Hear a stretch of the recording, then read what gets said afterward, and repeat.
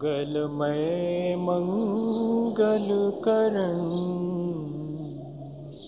वीतराग विज्ञान नमो ताहि जाते भये अरहंतादि महा जो विद्यादि सागर सुधी जो विद्यादि सागर सुधी गुरु हैं हितैषी शुद्धात्म में निरत नित्य हितोपदेशी वे पाप ग्रीष्म ऋतु में जल हैं सयाने पूजो उन्हें सतत केवल ज्ञान पाने पूजो उन्हें सतत केवल ज्ञान पाने। बोले भगवान महावीर स्वामी के, आचार्य कुंद कुंद स्वामी के, आचार्य गुरुवर विद्यासागर मुनि महाराज।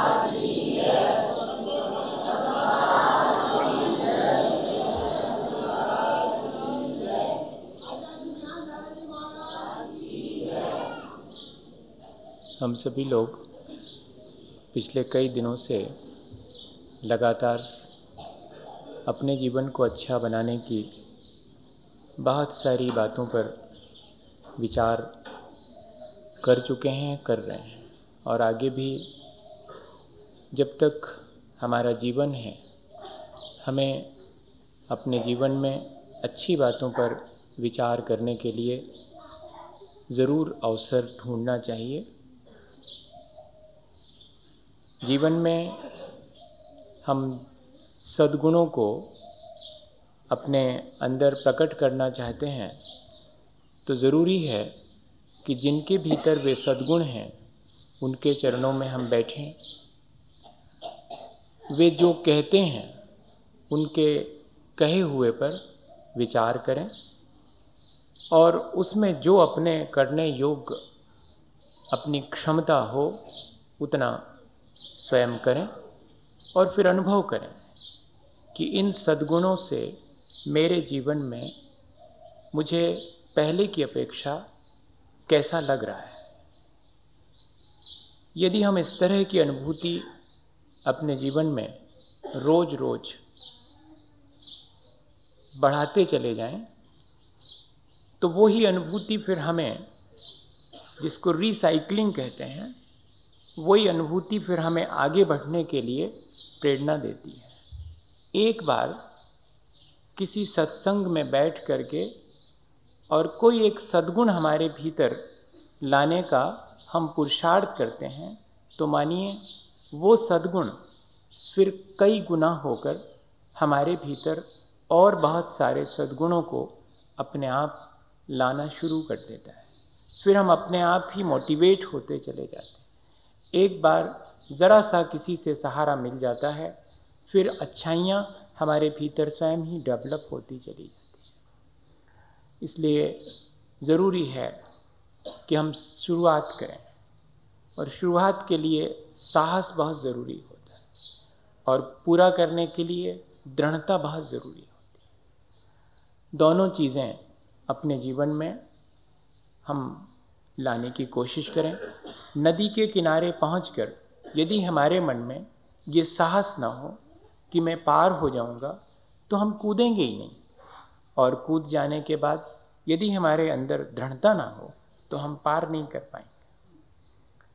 ऐसे ही जीवन में सद्गुणों को मैं अपने भीतर ला सकता हूँ, ऐसा साहस करना पड़ेगा। और जैसे ही हमारे भीतर सद्गुण आ जाएं तो हमें दृढ़ भी रहना पड़ेगा, क्योंकि आज का समय तीर्थंकरों का समय नहीं है। आज के समय में हमें सद्गुणों को अपनी तरफ से बहुत कोशिश करके अपने भीतर प्रकट करना पड़ता है। सो तो चौथे काल में जब तीर्थंकर होते थे तब भी एफर्ट करके ही अपने भीतर कोई सद्गुण ला पाता था, लेकिन एनवायरमेंटल जो फैक्टर था वो फेवरेबल था। उस समय एक दूसरे को देख करके हमारे भीतर सद्गुणों का विकास होने लगता था, और इतना ही नहीं, एप्रिसिएशन मिलता था। आज सद्गुणों के विकास का बाहर वातावरण में कोई एप्रिसिएशन नहीं है, ब्रॉड एप्रिसिएशन नहीं है, एक्सटर्नल एप्रिसिएशन नहीं है, इनर एप्रिसिएशन तो है। आज भी बुरा व्यक्ति अच्छाइयों को भीतर ही भीतर अच्छा तो मानता है, लेकिन खुल करके उन अच्छाइयों का समर्थन नहीं कर पाता। तो ऐसी कंडीशन में अपन खुद भी जब अच्छाइयों की तरफ बढ़ें, अपन जब सद्गुणों की तरफ बढ़ें, तो हमें दोहरी मेहनत करनी पड़ेगी। एक तो खुद अपने एफर्ट से अपने भीतर गुणों को प्रकट करना, और फिर सरवाइव करना, उन गुणों को सरवाइव करे रहना, एटमॉस्फेयर से बचाए रखना। क्योंकि जल्दी से श्रद्धा होने में जिंदगी लग जाती है, अश्रद्धा क्षण भर में हो जाती है।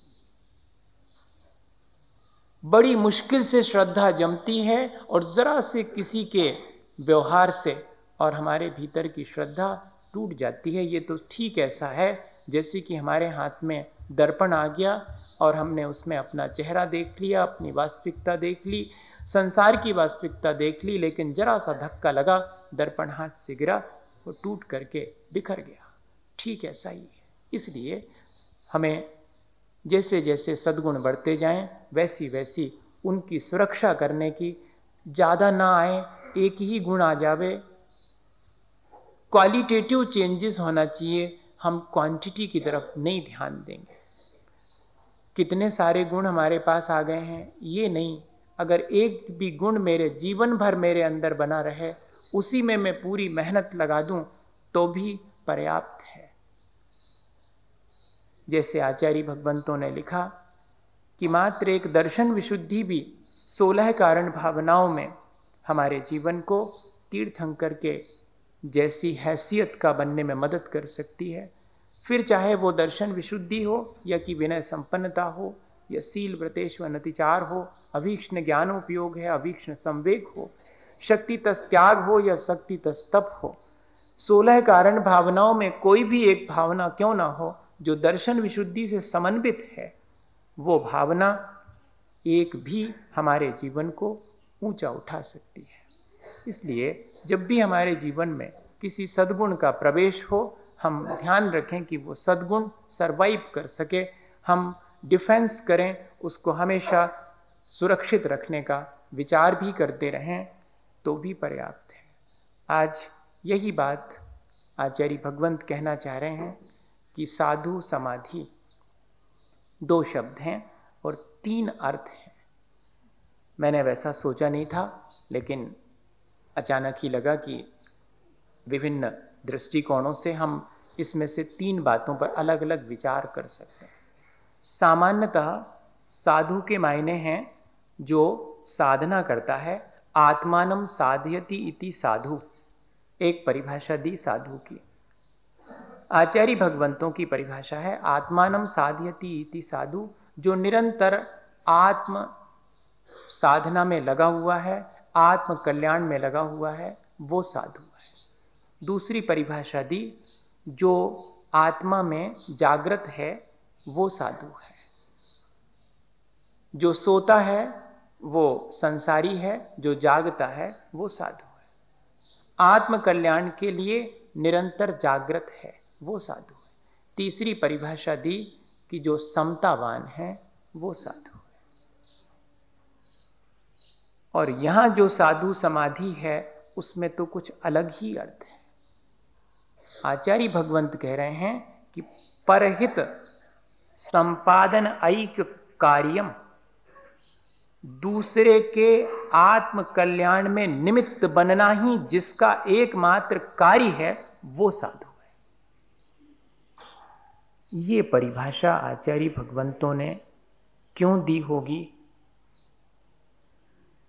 जो अपने आत्म कल्याण के साथ साथ दूसरे के आत्म कल्याण में निमित्त बनता है वही बन सकता जो अपना आत्म कल्याण कर रहा होगा, वही दूसरे के आत्म कल्याण में निमित्त बन सकता। खोटा आदमी दूसरे के खोटा बनने में निमित्त बनता, भला आदमी दूसरे की में भलाइयां पैदा करने में निमित्त बनता। इसलिए वो साधु की परिभाषा ऐसी बनाई, जो दूसरे के आत्म कल्याण में निमित्त बन रहा है वो साधु है। ऐसे साधु की समाधि, समाधि के मायने भी अलग अलग दिया है। समाधि के मायने दिया है तपः संधारणम समाधि, मुनिगण तपः संधारणम समाधि। मुनियों के तप को आसानी से वे कर सकें, इसमें मदद करना, इसका नाम समाधि है। मुनिजन तपस्या में लीन हैं, उनकी तपस्या निर्विघ्न हो, इस बात के लिए सजग रहना, ये समाधि है। स्वयं पर भी लागू होगा और दूसरे पर भी लागू होगा। स्वयं भी अगर समाधि में लीन है, तपस्या में लीन है, तब समाधि के मतलब यहां पर संलेखना नहीं है। यहां समाधि के मतलब है तप संधारणम समाधि। जो तपस्या में लगे हुए हैं, अपने अंदर अगर कोई तपस्या का भाव आया है तो उसको भी संभाले रहना, और दूसरे के भीतर अगर तपस्या का भाव आया है तो उसको भी संभालना, ये कहलाएगी समाधि। और जीवन के अंत तक उस तपस्या को कंटिन्यू बनाए रखना, इसका नाम भी समाधि है। और इतना ही नहीं, जीवन के अंत में वे तप और गुण छूटने ना पाए, इस बात का ध्यान रखना, ये भी समाधि है।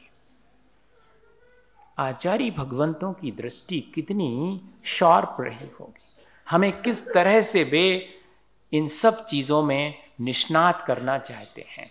क्रम क्रम से क्या कह रहे हैं? जो आत्मा की साधना में लगे हैं वे साधु हैं, उनकी भी अगर साधना में कोई विघ्न आवे तो उनकी रक्षा करना। ठीक ऐसे ही करना जैसे कि कोई व्यक्ति अपने घर में भंडारे में आग लग जाती है तो रत्नों को बचाने का प्रयास करता है, ऐसे ही जो आत्मा की साधना में लगे हुए हैं उन पर कोई विघ्न आ जावे तो उनके विघ्न से उनकी रक्षा करना, ये साधु समाधि एक अर्थ हो गया। जो दूसरे के कल्याण में निमित्त बनते हैं ऐसे भी साधु हैं। आत्मा की साधना में तो लगे हैं, लेकिन उनका ध्यान दूसरे के कल्याण में निमित्त बनने का है। ऐसे साधुओं के कार्य में आने वाले, क्योंकि ऐसे साधुओं के कार्य में भी विघ्न आ सकते हैं। दूसरे के कल्याण में निमित्त बनने वाले के बहुत सारी चीजें होंगी जिनमें कि उनका हम समर्थन कर सकें। एक अर्थ और दिया है, वो भूल रहा था मैं। विघ्न दूर करना ही नहीं, बल्कि उनके उस कार्य में उनको प्रमोट करना, डिकरेज नहीं करना, एनकरेज करना कि बहुत अच्छा, आप इस तरह से इस चीज को संपादित कर रहे हैं। इसके अर्थ क्या हुआ? कोई अगर हमारे कल्याण की बात कहता है तो उसका समर्थन करना, यह है उसका अर्थ। क्या रखा है इसमें? ऐसा विचार भी नहीं करना मेरे कल्याण में निमित्त बनना चाह रहे हैं। मुझे कई बार बाई फोर्स भी हो सकता है कि कल्याण की बात कही जावे, तब उसे भी सहर्ष स्वीकार करना कि हाँ, मेरे कल्याण की बात कही जा रही है। और दूसरा अगर कोई कल्याण की बात कहे या कल्याण के रास्ते पर चले तो उसे भी एनकरेज करना, डिकरेज नहीं करना। ये बहुत कठिन काम है आज के समय में। और एक अर्थ और है साधु का, जिसके भीतर जितनी सज्जनता है वो उतना साधु है। ये सामान्य परिभाषा दी है, इस पर भी विचार करेंगे। सज्जनता को निरंतर बढ़ाना और सज्जन का सम्मान करना, और इतना ही नहीं, सज्जन पुरुषों का संग्रह करना। साधु समाधि के मायने हैं लोक संग्रह, सज्जनता का संग्रह करना। ये बहुत थोड़ा सा पारलौकिक जैसा नहीं लगता, ये थोड़ा लौकिक जैसा लगता। लोक संग्रह करना, लोक संग्रह करने का अर्थ लौकिक जनों का संग्रह करना नहीं है। लोक संग्रह के मायने हैं जो सज्जन हैं उनको कोऑर्डिनेट करना, उनको आपस में जोड़ देना। वो भी एक धर्म का ही कार्य है। ऐसा व्यक्ति ही जो लोक कल्याण की भावना रखता है, जो सबके भीतर सज्जनता के विकास के लिए उत्सुक है, वही ना प्राणी मात्र के कल्याण करने वाला तीर्थंकर बनेगा। इसलिए ये इतनी सारी चीजें इसमें समाई हुई हैं। इस पर अपन विचार करें। पहली चीज कि कोई अपनी साधना में लीन है या कि कोई दूसरे के कल्याण में निमित्त बन रहा है, तब हमारा फर्ज है कि हम उसकी साधना को स्वीकार करें, उसकी साधना में आने वाली मुश्किलों को आसान करें, और इतना ही नहीं, अगर हमसे संभव हो तो स्वयं भी उस साधना के मार्ग पर चल सकें। तीनों चीजें। एक बार क्या हुआ, लेकिन बहुत होशियारी की बात है कि हम किसी की साधना में कैसे सहयोगी बने। दो उदाहरण हैं मेरे सामने, जिनमें कि हम साधना में सहयोगी किस तरह बनते हैं और बनना एक्चुअली कैसे चाहिए। क्या हुआ, एक व्यक्ति रास्ते से जा रहा है, गर्मी के दिन है, वो नवनीत बेचने वाला है। जंगल के रास्ते में उसे एक मुनि महाराज तपस्या में लीन दिखाई पड़ते हैं। वो सोचता है कि अरे, महाराज को तपस्या करने में कितनी मुश्किल हो रही, मैं इनकी मुश्किल को कैसे आसान करूं। तो वो क्या करता है, अपने नवनीत का गोला उनके माथे पर रख देता है, थोड़ी ठंडक हो जाएगी, अच्छा रहेगा। उसके विचार अच्छे हैं, उसके विचार महाराज की साधना को बढ़ाने के हैं, घटाने के नहीं हैं। ये ध्यान रखना, ऐसी मदद नहीं करना जिससे कि उनकी तपस्या में कमी आ जावे, तपस्या बढ़ जावे। ये ध्यान रखने की बात है। मेरी साधना में मुझे मोबाइल की क्या जरूरत नहीं है। मेरी साधना में मुझे ठंड के दिनों में हीटर की क्या जरूरत। ये तो साधना से कोई संबंध रखने वाली चीजें नहीं है। ऐसी मदद नहीं कर देना। या कि गर्मी में मुझे कूलर की क्या जरूरत साधना के लिए। अब लेकिन आज का समय ऐसा ही है, महाराज की साधना में जितनी सुविधा हो सके उतनी बनाओ। साधना में सुविधा हो सके, साधना तो असुविधा का ही नाम है। उस असुविधा में भीतर की सुविधा बनी रहे, आसानी बनी रहे, इसमें निमित्त बनना ये बिल्कुल ठीक है। परिणामों में निरंतर उज्जवलता आती चली जावे, परिणाम और अधिक निर्मल होते जाएं, सहनशीलता और धैर्य बढ़ता चला जाए, कष्ट सहिष्णुता बढ़ती चली जाए, इसमें निमित्त बनना। या कि कल तक जिस शरीर से अच्छे से काम कर सकते थे उसको और आपने सुख सुविधा भोगी बना दिया, तो क्या ये साधना की सुरक्षा हुई या साधक की सुरक्षा हुई? बल्कि उसका आपने अहित और कर दिया। हाँ, उपसर्ग और विपत्तियों से बचाने की जगह आपने उससे विपत्ति और उपसर्ग में और डाल दिया। ये उपसर्ग कहलाएगा। आचार्य महाराज जब बारिश में रात में बैठे हुए और हम लोगों ने प्रयत्न करके उन्हें पाटे सहित जब भीतर कमरे में सामायिक में ही रख दिया था, तो उन्होंने यही कहा था कि मेरी कर्म निर्जरा के अवसर को तुम लोगों ने छीन लिया, तुम मेरे हितैषी कहलाओगे क्या? हितैषी तो नहीं कहला, ये साधु समाधि तो नहीं है। बहुत सावधानी की आवश्यकता है। उसने नवनीत का गोला उनकी साधना बढ़े इसलिए रखा है, और वाकई वो उनकी साधना में निमित्त बन गया। एक और मुश्किल खड़ी हो गई। अब वो नवनीत पिघल करके सारे शरीर पर घी की तरह लिप्त हो गया, और चींटियां तो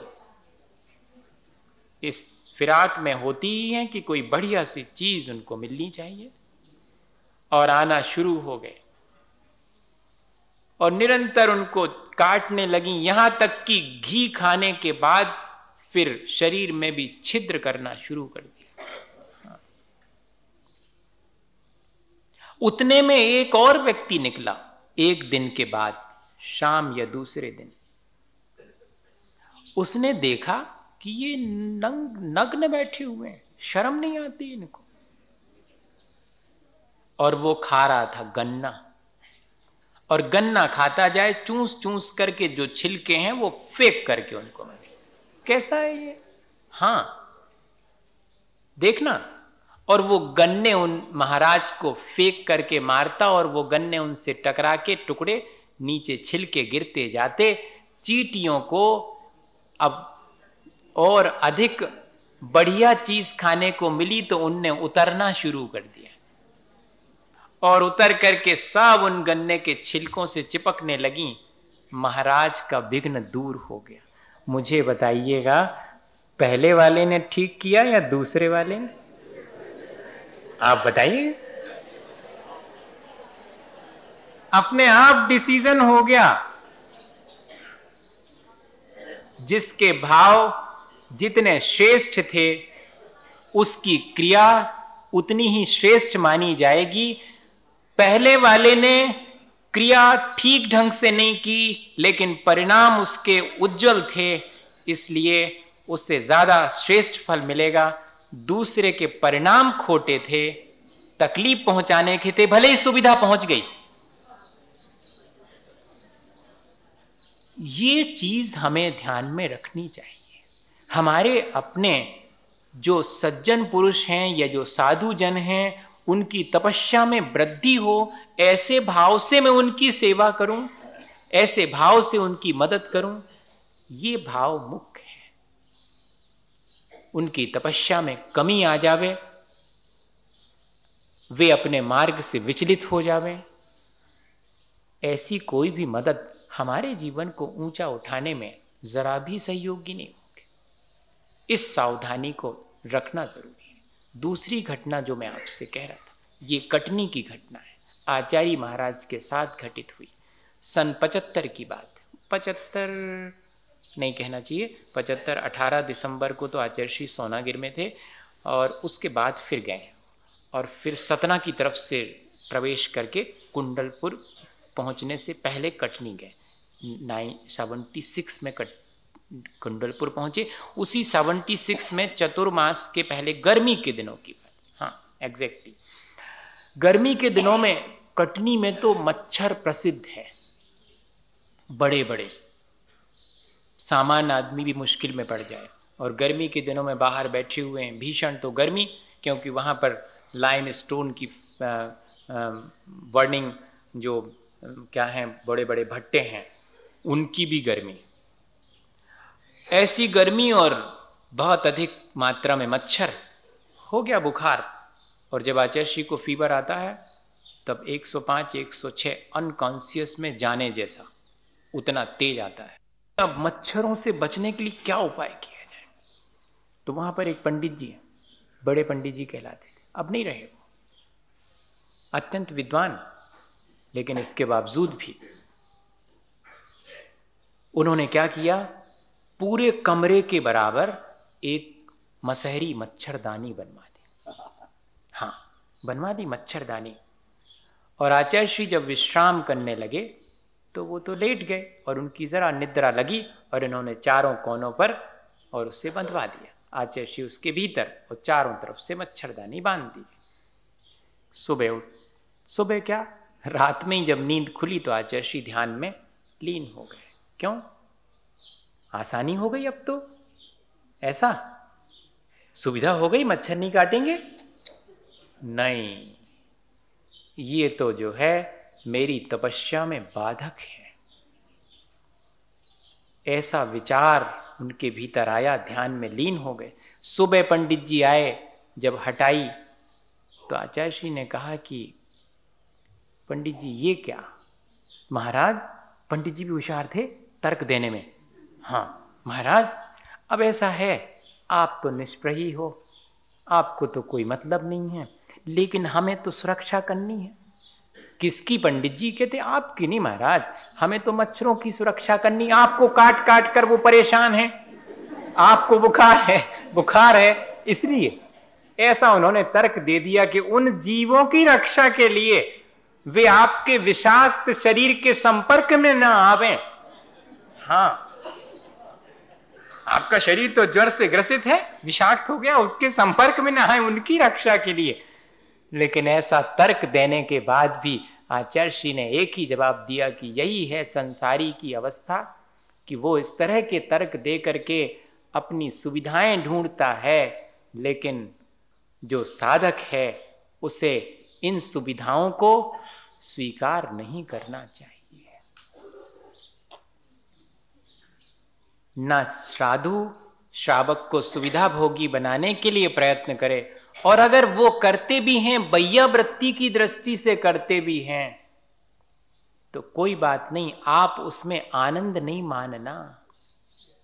हाँ, ये बात जरूरी है। तभी साधु माना जाएगा और तभी वो साधु समाधि मानी जाएगी। वो मुनि महाराज जो ध्यान में लीन थे, नवनीत का गोला रख दिए जाने पर उन्होंने प्रतिकार तो नहीं किया, लेकिन सुख भी अनुभव नहीं किया।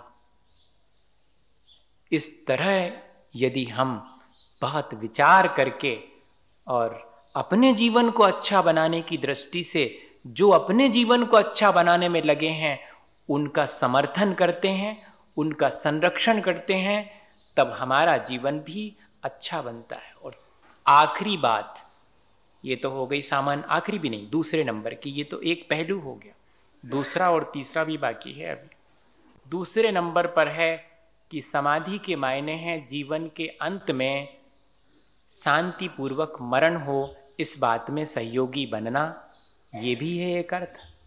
जीवन भर तो बने ही, उनके गुण बढ़ते रहें, जो गुणवान हैं उनकी रक्षा जीवन भर करी, अंत में भी जब वे अपने शरीर को छोड़ने लगें तब भी उनकी सेवा करना, उनके गुणों की रक्षा करते रहना।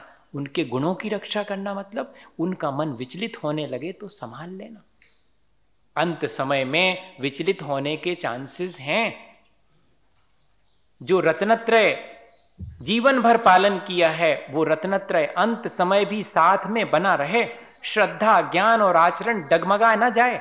आखिरी समय जब देह छूटती है तब उस समय अच्छे वचनों के द्वारा उन्हें मार्ग में स्थिर करे रखना, ये भी साधु समाधि है। कि देखो तुमने जीवन भर निर्वाह किया। एक उदाहरण है आचार्य शांति सागर जी महाराज का, मैं सोच रहा था कि बाद में सुनाऊंगा। आचार्य शांति सागर जी महाराज का अपन 8 तारीख को इतवार को उनका पुण्यतिथि मनाएंगे, तब उस समय पर अब आज ही सुनाई देते हैं। आप उस दिन कोई दूसरा ले आएंगे और भी मिल जाएंगे, आगे की चिंता क्यों करें अपन। वैसे थोड़ी सी कंजूसी करता हूँ, कभी कभी बचा के रख लेता हूँ कि कल सुनाऊंगा, फिर नहीं तो कहाँ से आएंगे। उनके जीवन की घटना है कि उनके पास ही थोड़ी दूरी पर किसी की समाधि हो रही थी, किसी महाराज की। वो महाराज आखिरी समय और थोड़े विचलित हो गए और प्यास उनको सहन नहीं हुए तो पानी मंगाने लगे। जब लोगों ने पानी नहीं दिया तो उन्होंने कहा कि मैं अब अपना पद भी छोड़ दे रहा हूँ, अब तो दो पानी, इस पद के साथ पानी मत दो, लेकिन इस पद को मैं छोड़ देता हूँ, मुझे पानी दे दो। हाँ, तब तुम्हें भी दोष नहीं लगेगा क्योंकि मैंने छोड़ दिया पद, अब तो पानी पिला दो। इतना तक उनके मन में दीनता आ गई। हाँ, कर्म का तीव्र हृदय भैया, क्या नहीं हो सकता। खूब ऊंचाई पर पहुंच करके भी फिसलने में देर लगती है क्या? एक क्षण नहीं लगता फिसलने में। लेकिन उसके बाद भी सावधानी रखी श्रावकों ने। महाराज ठहरो, थोड़ा ठहरो, हम आचार्य शांति सागर जी महाराज जैसा कहेंगे वैसा हम आपको बताएंगे। तो इतना सुनने पर वो थोड़े चुप हो गए। लोग गए कि महाराज ऐसी स्थिति है, क्या करें? तो उन्होंने कहा कि मैं इतनी शीघ्र तो उनके पास पहुंच नहीं पाऊंगा, पर कहना कि आचार्य शांति सागर महाराज ने आपकी बड़ी प्रशंसा करते हुए आपको पीछे उठा करके नमस्कार कहा है।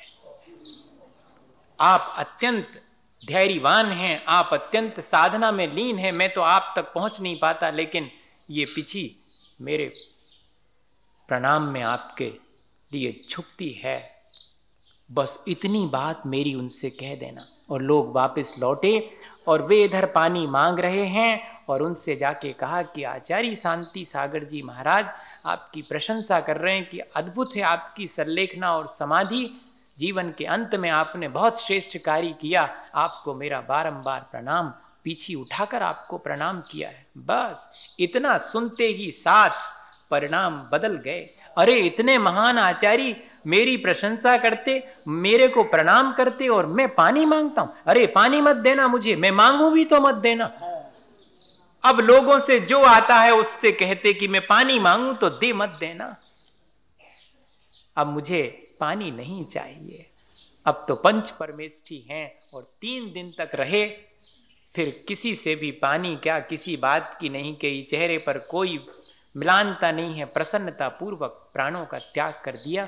ये साधु समाधि कहलाएगी। एक वचन भी दूसरे के संभालने में कारण बन सकता है, ऐसी भावना भर होनी चाहिए मन में, लेकिन तभी वो वचनों में उतनी ताकत आएगी। अगर दूसरे के सज्जन पुरुषों के जीवन के अंत में अगर वे विचलित होते हैं तो उनको संभालना, और आखिरी बात जीवन भर सज्जनता को इकट्ठा करने का प्रयास करना। जो सज्जन हैं उनका सम्मान करना और कोऑर्डिनेट करना, उनको जोड़ना, हमेशा सज्जनों को जोड़ते रहना। लोक संग्रह जिसको कहते, लौकिक जनों का संग्रह नहीं। शरण्य साधु नाम भव भय भ्रता मुत्तम गुणों महावीर स्वामी नयन पथगामी भव तुम्हें। कैसे हैं वे भगवान महावीर स्वामी? शरण्य साधु नाम भव भय भ्रताम, जो संसार के दुखों से भयभीत हैं वे सब साधु हैं, वे सब सज्जन हैं। उन सज्जनों का सम्मान करना, उन सज्जनों को आपस में और धर्म ध्यान में लगा देना। जो संसार से भयभीत होकर अपने धर्म में अडिग होना चाहते हैं उनको धर्म का मार्ग दिखाना, उन्हें जोड़ते रहना हमेशा। ये भी जो है साधु समाधि, ये बहुत प्रैक्टिकेबल है, बहुत सहजता से की जा सकती है। जहां भी किसी के भीतर सज्जनता दिखे उससे स्वयं जुड़ना और उसे भी अपने से जोड़ना, सज्जनता से जुड़ना, हमेशा सज्जन का सम्मान करना। वर्णी जी के अंदर ये बात हमेशा रही। मैं उनका उदाहरण आपको सुनाऊं, छोटे छोटे से 2 उदाहरण हैं। मैं शायद एक तो सुना चुका हूं, दूसरा वाला मुझे याद नहीं कि सुनाया, पर दोनों सुनाई देता हूं। एक साथ 2 घटनाएं उनके जीवन में घटी, थोड़े से अंतराल से। वो पांव पैदल, बहुत दिन से उनने संकल्प कर लिया था पांव पैदल चलने का। उसके पीछे भी घटना थी, अब 3 हो गई वे। अब जब बड़ी मुश्किल, अब सब पूरी सुनाना पड़ेंगी, नहीं तो फिर बाद में हम जब वहाँ बैठते तो लोग कहते आपने एक बचा ली, भूल जाते हैं हम कई बार। अब 3 में तीनों याद रह जाएंगी तो सुना देंगे, एक आध भूल जाएगी तो हमारी जिम्मेदारी नहीं है। वो क्या हुआ था उनके कि ट्रेन, वो बस में बैठे और सीट मिल गई उनको, टिकट भी ली, बढ़िया से बैठे थे। उस समय उन्होंने प्रतिमा वगैरह नहीं ली थी, बैठे थे बस में यात्रा कर रहे थे। उतने में क्या हुआ कि उस बस में कोई वीआईपी आ गए होंगे। हाँ, तो इनसे कंडक्टर ने कहा उठो। अब ये बाबा जी से दिख रहे थे, बाबा जी को कौन पूछता? हाँ, दीनहीन से कपड़े पहने होवे कोई तो कौन पूछता? साहब बने आवे तो 4 आदमी पूछते, दुनिया पूछती है। तो उठो। इनने कहा भाई किस बात से उठे? हमारे पास टिकट है। वो टिकट लेके हम बैठे हैं। कहले नहीं जी आपको तो उठना पड़ेगा। अरे ये तो बड़ी पराधीनता है। ऐसा भीतर विचार किया और उठे का, उठ के नीचे उतर गए। और नीचे उतर करके लोग कहें कुछ कि भैया बाबा जी को क्यों बाहर कर दिया, बाबा जी को क्यों बाहर कर दिया। जब तक तो कहले नहीं भैया, सबसे क्षमा भाव और सबको क्षमा याचना हमारी भी, और बहुत अच्छा हुआ। और 9 बार नमोकार पढ़ के आज से जीवन पर्यंत वाहन में बैठने का त्याग। कौन पड़े झगड़े में? जहां से उठा दिया जाए वहां क्यों बैठे? इतनी स्वाधीनता। और तब से चूंकि त्याग था सो पांव पैदल चले आ रहे थे। उतने में रास्ते में एक व्यक्ति जो सज्जन था, परिचित था, ठंड के दिन थे, दिख गया वो, और जैसे ही दिख गया वर्णी जी से रहा नहीं गया। सज्जन का सम्मान करना यही सज्जनता है। हाँ, अब उसके पास तो ठीक ठीक, इनके पास थी एक खेस समझते, वो मोटा मोटा चद्दर, तो वो मोटा चद्दर ओढ़े थे, तो उसको दे दिया उसको। जो साथ में थे वे कहने लगे अब क्या कर हो, ऐसी अकेली लंगोटी पे जाओगे घर, वो तो दे दिया। हाँ, एक लंगोटी पहने थे, चद्दर ओढ़े थे, खेस, कहते नहीं भैया उसको जरूरी है, अपन को तो और कोई दे दे, ऐसा कह के उसको दे दिया। अब जीवन भर के लिए वो सज्जन अपनी सज्जनता बनाए रखेगा, चद्दर भले ही खत्म हो जावे, कितने दिन चले चद्दर, साल भर, लेकिन उसको ये बात हमेशा याद रहेगी कि किसी ने मेरी सज्जनता का सम्मान किया था। मैं भले ही गरीब हूं, नहीं है मेरे पास, लेकिन किसी त्यागी व्रती ने और मेरे ऊपर मेरे गुणों का सम्मान किया था। और इतने ही नहीं, खुद जो है ठिठुरते हुए, और बीच में क्या हुआ, अब दूसरे जो साथ में थे उनको शर्म लगी कि कैसे चल हैं इतने बड़े सागर में, लोग हंसी कर हैं। सो कहने लगे तो सुनो, अब तनक और रुक जाओ, सामायिक और कहने ली रास्ते में, जब अंधेर हो जाए सो चल है, अंधेरे में चलेंगे, जिससे शर्म नहीं लगेगी। ऐसे उपाय कौन करेगा? जिसके भीतर सज्जन के प्रति सम्मान और सज्जनता का कभी कहीं अपमान ना हो जाए, ऐसी भावना होगी। जो स्वयं अपने जीवन में ऐसी साधु समाधि की आकांक्षा रखता होगा, वो ही कर सकेगा। और ये तो हुआ एक सामान्य सा उदाहरण। और बड़ी चीज, एक बाई उनके यहाँ पर रोज लकड़ी डालने आती थी। चिरौंजा बाई के धर्मपुत्र थे वर्णी जी।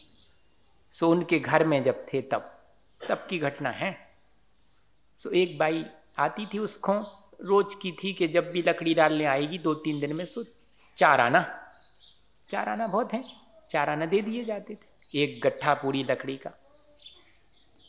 अब क्या हुआ कि जानते थे कि ये तो अच्छी है, सज्जन है, और बाई जी के पास हमेशा आती है। अब उस दिन बाई जी मंदिर गई थी, अकेले वर्णी जी थे। वर्णी जी ने वो डलवा ली और देखा कि जगह जगह उसकी धोती में तो थिंगड़ा लगे हुए हैं, सिली है, बड़ी मुश्किल से उसको संभाल के पहना है, मतलब इसके पास है नहीं।